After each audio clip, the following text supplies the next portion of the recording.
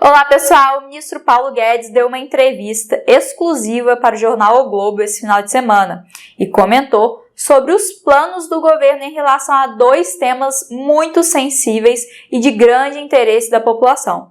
Uma possível prorrogação do auxílio emergencial para além dos 4 meses que foram aprovados e sobre um bônus a ser pago a jovens na tentativa de reduzir o desemprego no país. Guedes, ao avaliar a atuação à frente do Ministério da Economia, confessou que não imaginava que seria tão difícil, mas também reforçou seu compromisso em entregar o país melhor do que estava quando ele assumiu o desafio a convite do presidente Jair Bolsonaro.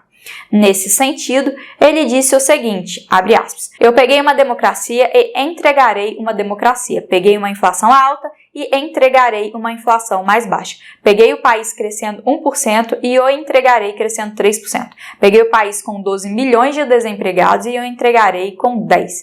Temos que ter compromisso de melhorar o país, fecha aspas. Dentro dessa proposta de reduzir a desigualdade, o ministro Paulo Guedes adiantou que está em andamento no Ministério da Economia a criação de um bônus a ser pago para os jovens. Esse projeto está sendo chamado pelo ministro da Economia de BIP, ou Bônus de Inclusão Produtiva. A ideia é pagar um benefício que deve ser algo em torno de R$200 ou R$300 para os chamados jovens neném, que são aqueles jovens que estão em uma situação de limbo, ou seja, nem estudam nem trabalham. Esse benefício financeiro seria dado junto a uma qualificação profissional sob forma de um treinamento para o mercado de trabalho em uma empresa, como explicou o ministro, abre aspas. Estamos chamando de bônus de inclusão produtiva, BIP. Da mesma forma que se dá 200 para uma pessoa que está inabilitada a receber o Bolsa Família, por que não poderia dar 200 ou 300 para um jovem neném?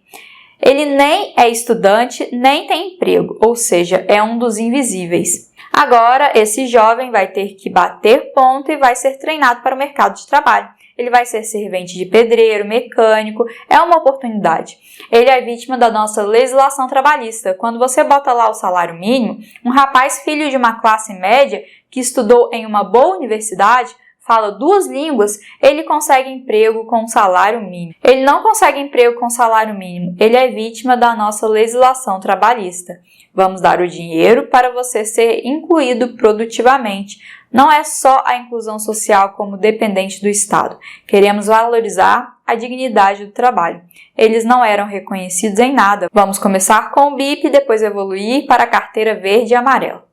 A carteira verde e amarela, citado pelo ministro, é um projeto antigo de Paulo Guedes. Desde que ele assumiu a liderança do ministério, ele fala dessa proposta de contratação trabalhista simplificada, mas até agora ele não conseguiu implementar a proposta. E as empresas, como que elas entrariam nesse programa de bônus de inclusão produtiva? Segundo o ministro Paulo Guedes explicou, não teria nenhuma contrapartida para as empresas.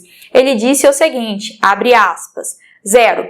Ajuda o Brasil, treina o menino. Estamos estudando. Assim, deve vir rápido para esse segmento dos invisíveis. Temos que erradicar a miséria. A grande lição do ano passado foi que, com o dinheiro que vai direto para quem precisa, tivemos a maior redução de pobreza em 40 anos. Essa lição não pode ser esquecida. Vamos ter que reforçar o Bolsa Família e criar os programas de inclusão produtiva. Lembrando aqui que na semana passada, ao participar de uma coletiva para anunciar as estatísticas mensais do emprego formal, o ministro Paulo Guedes já tinha antecipado sobre a criação do BIP, mas sem explicar que o foco do programa seriam jovens que nem trabalham e nem estudam.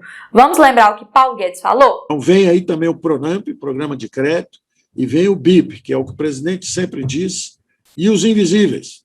Cadê o nosso programa para ajudar os invisíveis também?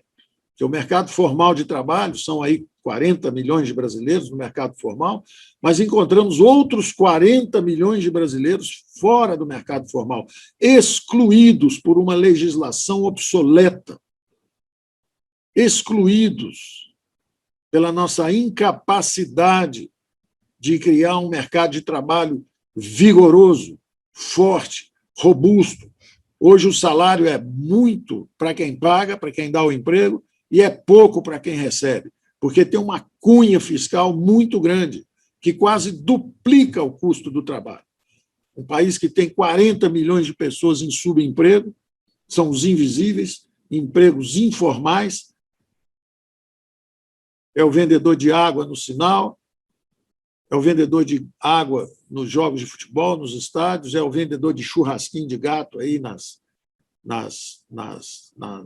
obras de construção civil, as pessoas vendendo, é o pipoqueiro, essa turma toda informal que está bloqueada, sem capacidade de trabalho, e nós queremos o retorno seguro ao trabalho desses brasileiros através da vacinação em massa. Enquanto isso não ocorre, o bônus de inclusão produtiva. Eles têm direito ao trabalho. É a dignidade do ser humano, o direito à sobrevivência. Nunca pediram nada ao Estado brasileiro. A primeira vez que foram vistos foi justamente durante a pandemia, quando descobrimos os invisíveis. Nós devemos a eles também ferramentas de sobrevivência nos próximos meses, enquanto fazemos a vacinação em massa. Continuando na mesma entrevista, o ministro Paulo Guedes foi questionado sobre a possibilidade de existir uma prorrogação do auxílio emergencial para além dos 4 meses que o benefício já foi aprovado. Sobre o assunto, ele respondeu o seguinte, abre aspas, isso pode acontecer. Tem recursos já separados para isso.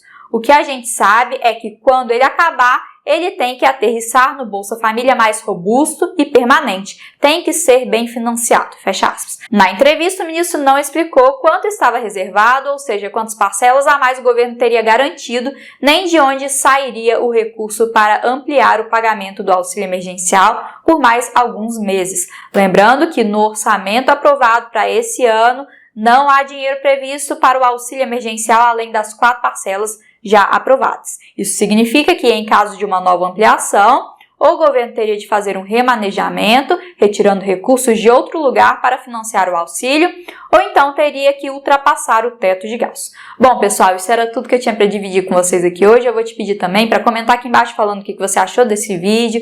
E, se tiver gostado do conteúdo, não deixe de dar o seu like. Também não se esqueça de se inscrever aqui no nosso canal, caso você ainda não esteja inscrito. Uma excelente semana para todos vocês. Nos encontramos aqui novamente no próximo vídeo. Um grande abraço.